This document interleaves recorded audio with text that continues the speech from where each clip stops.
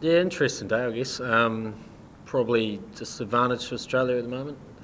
Obviously, 5 for 170 in most Test matches, you'd say bowling team's definitely in front, but I guess being the Gabba, you never quite know where that sits in terms of the game. But I think without that partnership between Dan and Dean, would be deep in trouble. But they managed to get some momentum together and put us back in the game a little bit. First hour good, second hour a bit reckless.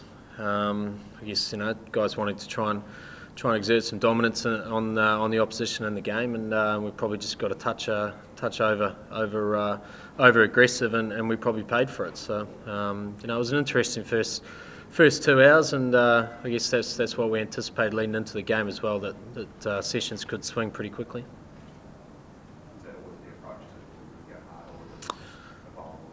I think it just evolved.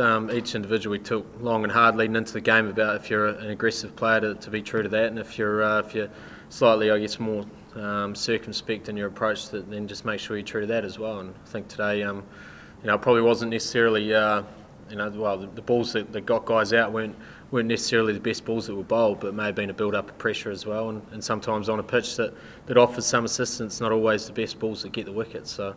We'll learn from that. We're by no means out of the game, and we've got some hungry batsmen for the next time we roll out there as well.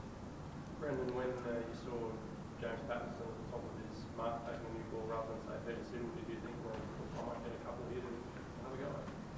No, I didn't think too much of it. I guess it's just another bloke letting the ball go, and it was.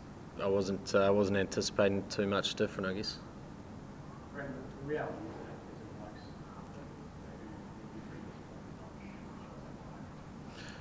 Yeah, there's some very disappointed batsmen, myself included. I think all of us are, I guess, pretty upset that you passed up an opportunity to score some big runs on a challenging pitch against a very good team. And when you pass up those opportunities, it always disappoints you. But I guess can't stress enough, it wasn't so much the deliveries themselves that got us out, but probably more so the build-up of pressure. And I guess when you see a ball that's not one of the better ones, you look to try and dominate it, and that's I guess where we came unstuck a little bit, and probably of more importance for us is the fact that we lost wickets just before drinks, just before lunch, and then again straight after lunch, and that was pretty disappointing from our point of view. We're priding ourselves on trying to play hard cricket during those times, and today we let ourselves down before and after breaks, so we've got to look to rectify that second innings. Yeah, he did. Yeah, I thought it was a bit stiff not to get 4-leg buys actually. I thought he bowled pretty well. He was probably, in terms of the length he bowled, was probably the most challenging out of a lot of them, and obviously his left arm as well, and his ability to use both obviously the angle that he can create going across here, but also when he came around coming from a wider angle as well. I thought he bowled really smart today, and I guess he got the rewards for it as well. So he'll be pretty pleased with his first day of Test cricket, I'd imagine. As what you just said before about the first hour, the fact that you got to whatever it was, when you got out, you sort of slapped your bat around and all the rest of it. Did you feel as though you got through the worst of it and there was a big score there for the taking for you? Yeah, I guess you do. Yeah, I think that first hour at the Gabba is always going to be the most challenging, and to get through that. To get to drinks, slowly start away again after drinks, and then to get out, I guess, in the fashion I did just before the spinner was about to come on as well. I thought that was an opportunity where we could really put some pressure on if we're only one down. So that was where my disappointment came from. It was the timing of when I got out after doing that hard work. So huge disappointment, but I guess that's how it rolls sometimes too.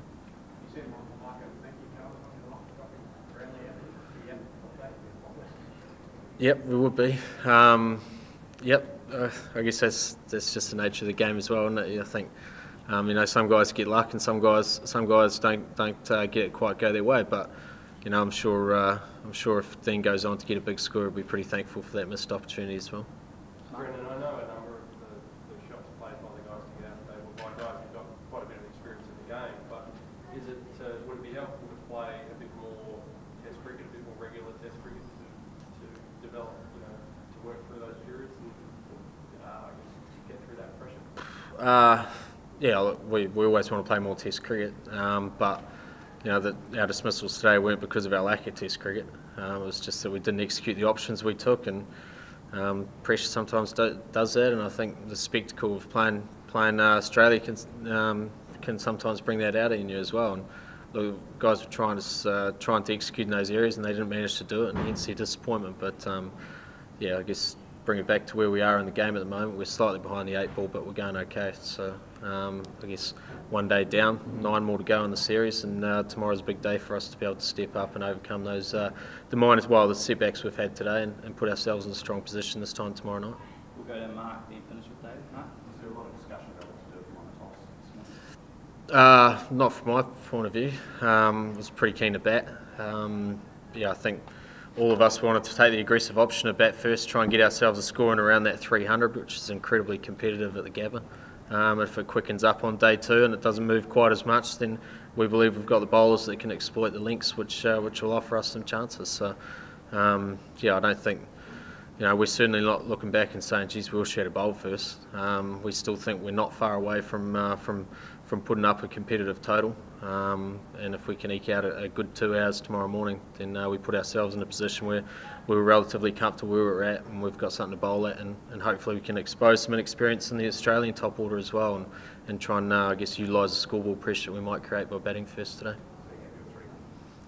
Well, I'd love 400, but 300's competitive, 280's competitive. It's not like every other cricket ground, as you'll know, and it's one of those things. If we do hit the right areas, we can go. Well, any team can easily have a session where you run through sort of 6-7 wickets in a session if you get it right. So we've just got to keep making sure that we put ourselves in the strongest position we can. And 300 is probably, 280, 300 is the minimum for us, and anything over that is a bonus. Mate, you've kind of answered part of what I was going to ask, but did you get a sense from watching this afternoon about an inkling of how the pitch may play tomorrow, particularly when our guys get the ball? Yeah, hopefully it's flat when we bat and then goes everywhere when we bowl. I think tomorrow, depending on how hard it rains tonight, I guess, and how much cloud or cloud cover there is tomorrow. It seems to be that when there is cloud cover here, it goes around a lot more, and the pitch obviously softens up a touch with it as well. So I guess when we first entered the game, we're anticipating that it's going to go around quite a lot day 1, maybe a little bit too slow to really expose you, and quicken up on day 2, and hopefully that'll be when we can expose them with the links that we bowl. We're looking to bowl a lot fuller than I guess what Australia did in that last session, probably more so where they were in that second hour of the first session. If we can do that, then I think we've got an opportunity to expose them.